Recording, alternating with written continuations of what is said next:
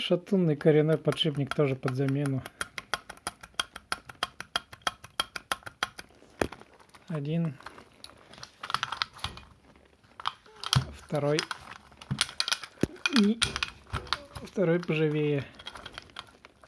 То есть у второго